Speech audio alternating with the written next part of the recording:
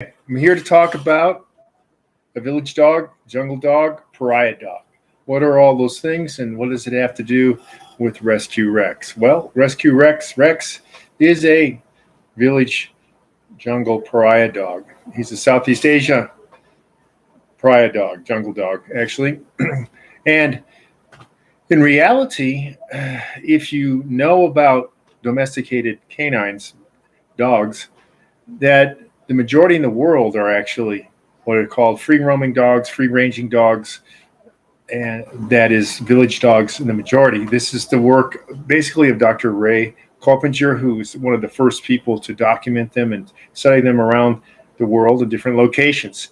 There's a lot here because most people, especially in the United States and parts of Western Europe, think of dogs as the artificially bred and selected purebreds, as it were, the registries, things like the American Kennel Club, with its cartel mafia control over certain obedience and other competitions, especially on the conformation for the show, dictating what is and what is not a dog for a specific breed. Well, these breeds are all artificial. As in nature, there's a natural selection process going on. And if you look around the world, you will see around the equator that this gravitates towards a dog short-coated, weighs about 30 to 35 in pounds, that is. It's about 15 kilos, 15 to 17 kilos is about the maximum generally. The equatorial village dogs are pariah dogs. They evolved for this because of the energy demands. Their coat is short. Most are sort of look like a lion color, a kind of a tan brownish color. There are some variations, of course. They have erect ears, and their tails will curl up. There's like the Arctic breeds. It's called the Spitz. There are 5 different things that branch off from the wolf. Now, wolves and domesticated dogs are similar, but yet very different. Just like humans and primates, especially chimpanzees, are similar but very different. Some of the behavior patterns are equal, but there's huge differences.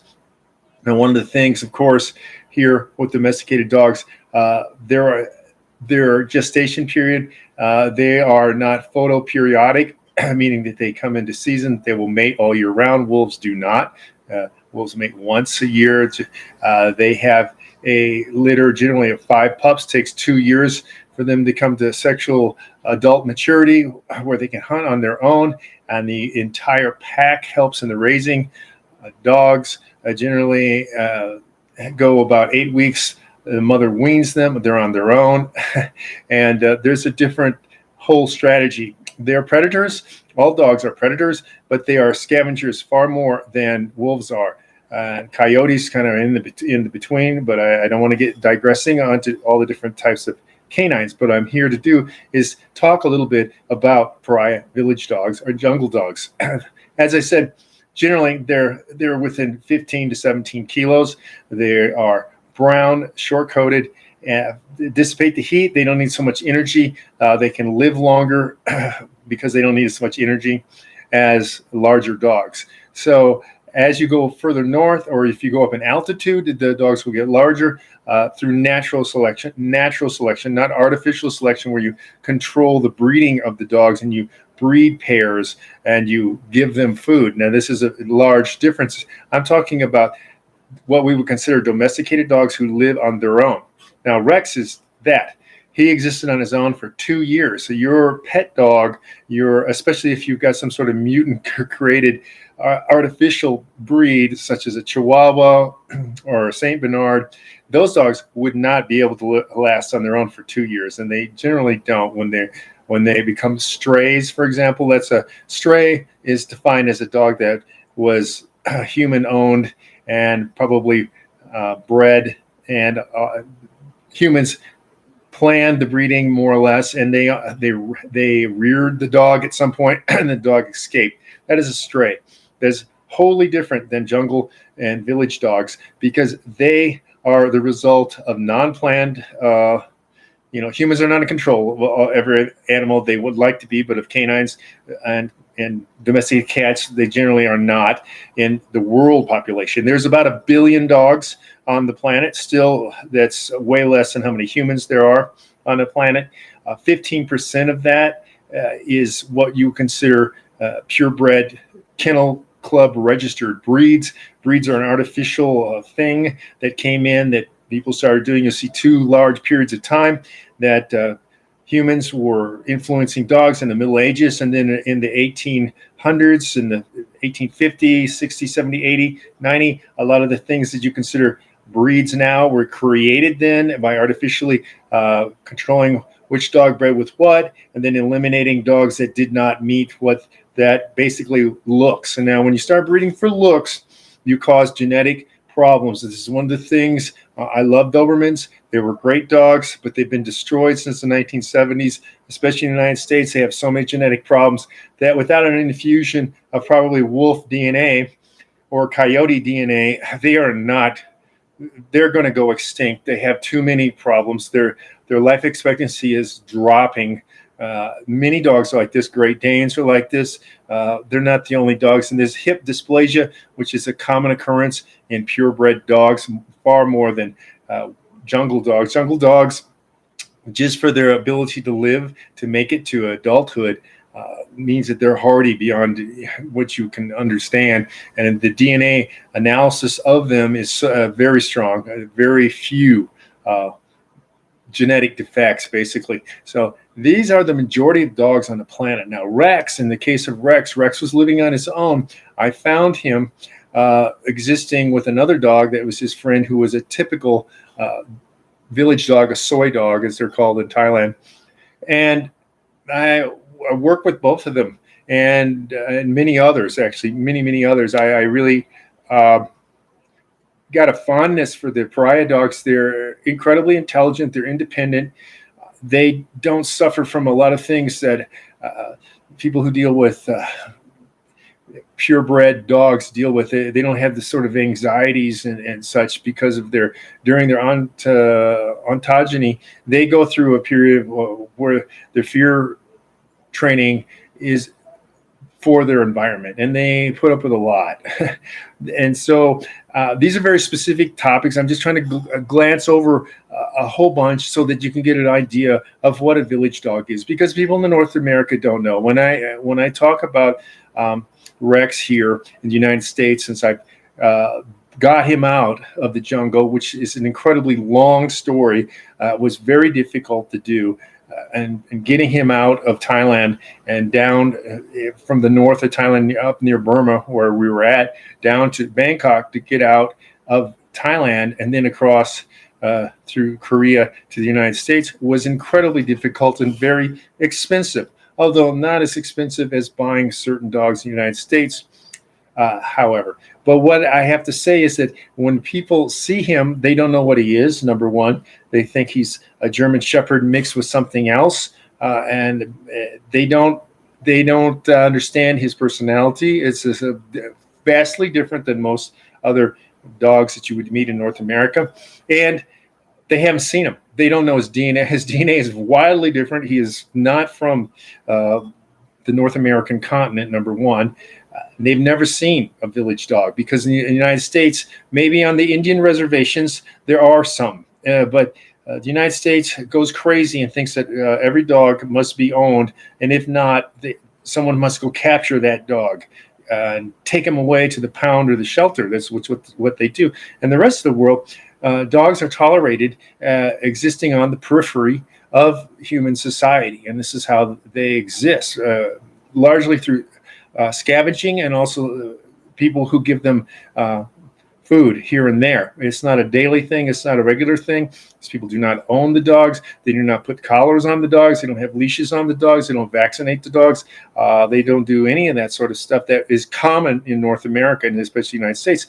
This is something people can't grasp in the United States, and this is one of the things I'm trying to educate people about this. Like, you will never see this dog. This dog does not exist in the United States. This dog does not exist in the state I'm in. There is no other dogs like this. And within the entire United States, there are some dogs that are Pariah dogs from Thailand here, but they're not the same as a Rex. He's on the periphery of village dogs. He's larger. He's 22 kilos. He's completely white. There is no traces of any other coloring on him, which is unique. But this is something that I think is important to educate the general public about, because they don't know about, hear him in the background. They don't know about pariah dogs. They don't know about jungle dogs. They just think that every dog is a purebred dog or a mongrel, meaning that there's something wrong with them. They're somehow lesser of value for not being this purebred Chesapeake Bay Retriever or Golden Retriever or Dalmatian or Shih Tzu. All these things are. All these dogs were created by humans. They were not naturally selected. The dogs that are naturally selected are village dogs, jungle dogs, pariah dogs that exist around the world. And if you're very interested in learning a lot more, I will be talking about this in upcoming videos and stuff, and to my private people who are on the Deep Dog Bond method and website, I should say. And this is something that is very interesting, because your idea of someone having a dog was purposely bred. The dog has been around humans his entire life. The dog had a collar, is used to collar, leashes, and vaccinations. Rex never had any of that. Rex was wary of me, initially, as he should be, to survive. I have spent more time with this dog, and I don't mean just I've had this dog.